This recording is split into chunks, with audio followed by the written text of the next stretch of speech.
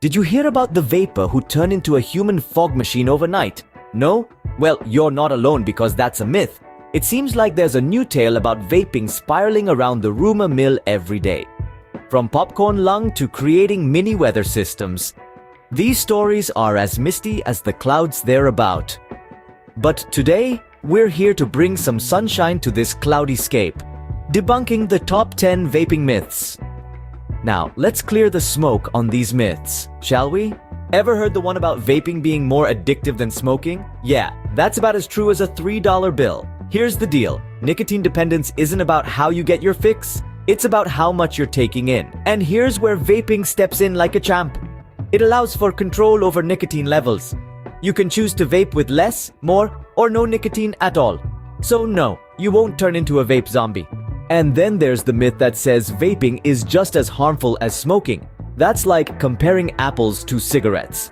Now, let's clear the smoke here. Numerous studies have found vaping to be significantly less harmful than traditional cigarettes. Imagine this. If smoking was a ferocious, fire-breathing dragon, vaping would be a tiny gnat buzzing around in comparison. Yep, that's right. So the next time you hear this myth, remember.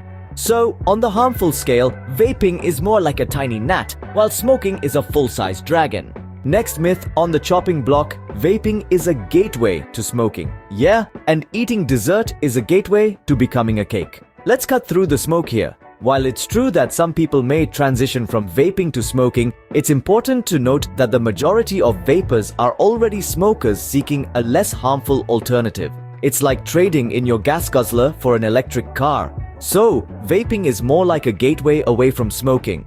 Ever heard that vaping doesn't help people quit smoking? Well, let me tell you, that's as false as a unicorn's driving license. Many people have swapped their smoky vice for a vape, and guess what? They've successfully kicked the habit. It's not magic, it's not a miracle, it's just a change of gears. Switching to vaping has allowed numerous smokers to say goodbye to their cigarette packs. So, yes, vaping can be your ticket out of the smoke city. Now let's tackle the myth that secondhand vapor is as bad as secondhand smoke. That's like saying a kitten's meow is as loud as a lion's roar. Here's the thing, while it's always best not to expose others to vapor, secondhand vapor is lacking in many of the harmful chemicals that secondhand smoke is notorious for. It's not about creating an apple-to-apple comparison, but about understanding the differences.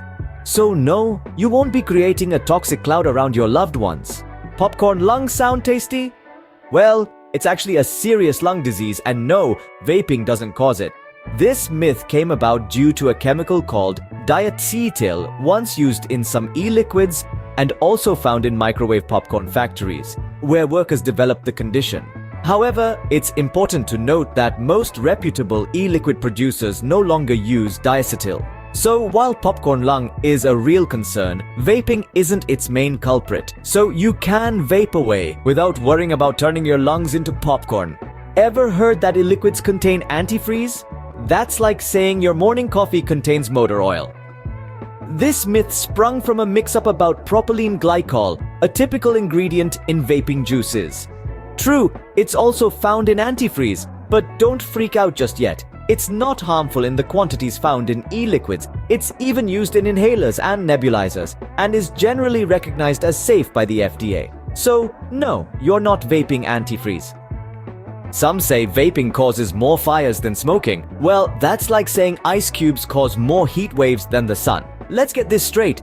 Folks, most vaping-related fires are not from vaping itself. They're usually due to improper battery handling or device misuse. It's like blaming the car for an accident when someone didn't read the manual. So, it's not the vape, but how you handle it.